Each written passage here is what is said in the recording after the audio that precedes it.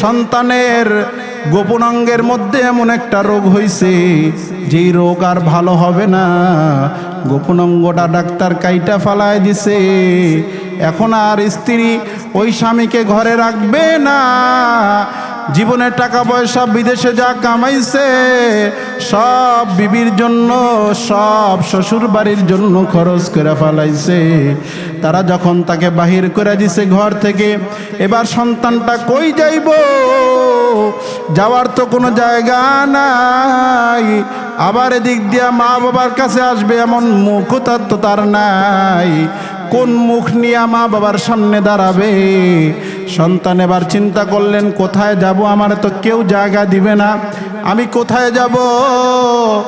আমাকে কেউ জায়গা দেয় না, কেউ খানা দেয় না, কেউ একটু থাকার জন্য ব্যবস্থা করে দেয় না।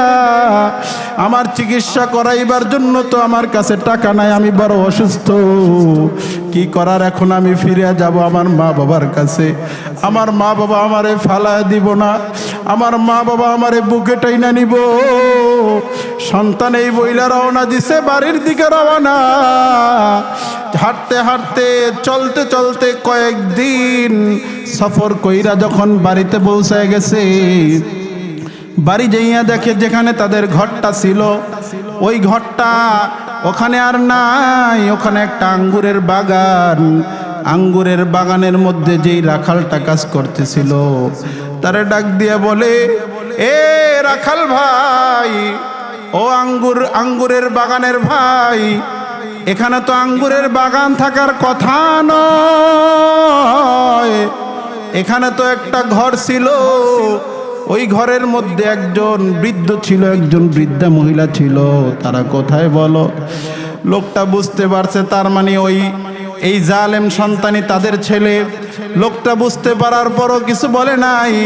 লোকটা ডাক দিয়ে বলতেছেন, এখানে যেই ঘরটা ছিল, ঘরের মধ্যে যেই বুড়া বুড়ি ছিল, ওই বুড়া বুড়ির মধ্যে বুড়াটা দুনিয়ার থেকে অসুস্থতা নিয়ে দুনিয়ার থেকে বিদায় নিয়ে চলে গেছে।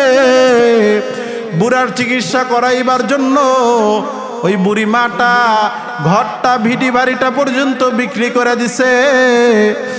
এই কথা শোনার পরে সন্তানের চোখ দিয়া টল টল করে পানি আরম্ভ করে দিছে পড়া।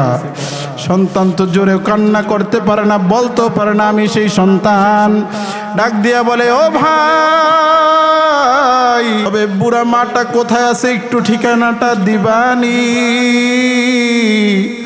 ওই বুড়া মায়ের খবরটা একটু আমারে জানাও, তাহলে আমি একটু তার সাথে দেখা করবার চাই।